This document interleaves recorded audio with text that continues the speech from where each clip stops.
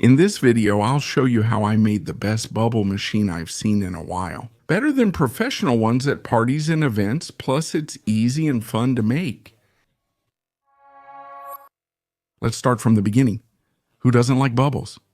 It's something very simple but entertaining. It came to my mind after I saw a couple of bubble machines for sale, and I noticed that not only were they super expensive, but they also produced very few bubbles. That's why I decided to make my own, but even better, I use simple materials like wood and acrylic.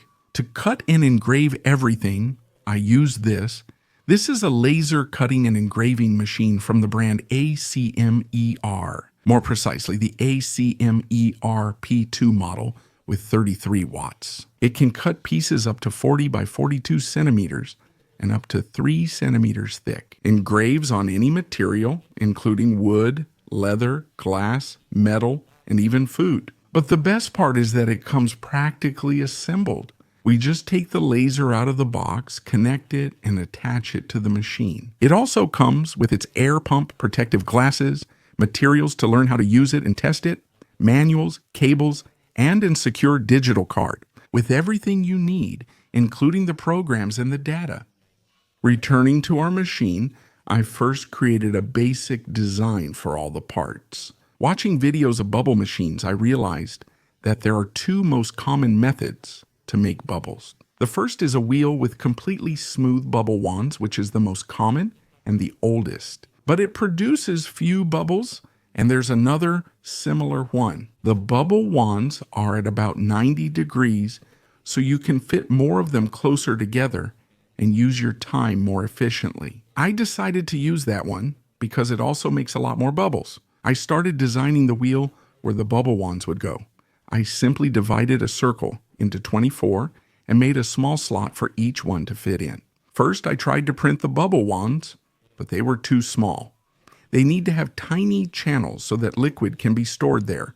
Otherwise, only a few bubbles would come out. I came up with the idea to buy a children's toy that had a lot of small ones and simply cut them. The toy included 24, so I could throw them at the ceiling. Another option is to cut them directly with the computer numerical control machine, but recycling the toy was cheaper. I made the wheel on a 3mm black acrylic plate using the ACMER computer numerical control. I simply loaded the design and it cut it with millimeter precision, more precisely with a 0.02 millimeter margin of error. I glued all the bubble makers to the wheel with cyanoacrylate adhesive. The goal is for everything to be motorized, so I made 2 wheels with bubble makers, not just to double the bubbles, but also to balance the weights, making it more efficient and durable. To hold the liquid, I made 2 custom boxes. I made them using this website where you enter the measurements and it automatically creates them for you. You just download it, upload it to the program, and then cut it with the computer numerical control machine. Here I used the same 3mm acrylic to finish the box.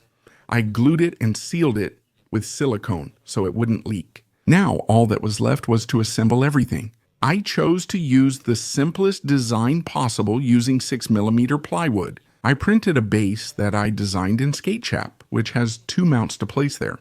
2 other pieces would hold everything together. These pieces have a circle to put 2 skate bearings, which are the most common ones out there. Assuming everything is assembled, I used a 1/4-inch threaded rod and nuts to secure it all. As you can see, all the pieces come out of the machine perfectly cut. Partly that's because the machine, instead of using linear bearings or wheels, like the old models, uses industrial-grade rails, which are the newest and best. This also makes it incredibly fast, and at the same time precise. It reaches a speed of 30,000 millimeters per second. That's insane. In terms of safety, the machine has a flame detector in case something catches fire.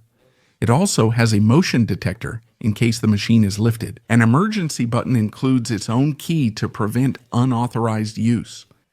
Place a wheel and support on each side with the motor in the center. We really don't need much force to make this work. Will a small motor with a reduction gear do the job? In fact, those Arduino robotics ones work really well. But since I had it, I recycled a motor that I took from the coin counter of my vending machine that I restored. Some time ago, using another website, I designed a gear that fits with the one that came with the motor and that would go on the threaded rod. First, I made it 3 millimeters thick with acrylic, but it felt fragile, and disassembling it would be difficult. I made 2 more, glued all 3 with cyanoacrylate for a 9 millimeter thickness, and now it's much stronger. To mount the motor and keep it from moving, I made a base for it on a block of black acrylic, 25 millimeters thick, even though it's so thick. The ACMER laser cutter cuts it without any problems. At 100% power and at a speed of 200 millimeters per second, it cuts it perfectly. I glued the motor to the base with cyanoacrylate. The magic drop, as it's called in your country. I left everything set up there. Testing this machine was a lot of fun and opens up many possibilities. Since it can cut wood up to 3 centimeters thick, 25 millimeters in acrylic, 12 millimeters in medium density fiberboard, and even 0.1 millimeters in stainless steel, I just needed something to blow to make the bubbles. I recycled these old fans that I took from some old projectors and positioned them so that the wind blows diagonally upward. It's mounted on a very simple base, which I also made by cutting small pieces of wood that are 6 millimeters thick. And now, to give it a cooler look, I kept using wood to cut out some side panels. And here, I didn't just cut, but I also made a very basic bubble-like design in Photoshop. And then I engraved it on the wood. With the machine, we can cut and engrave, including photos. It can engrave almost anything, even images. For example, I've already used it to engrave designs in another project I'm working on. On the front, I put a little card with a made-up name I invented, and I engraved it on a blue anodized aluminum plate.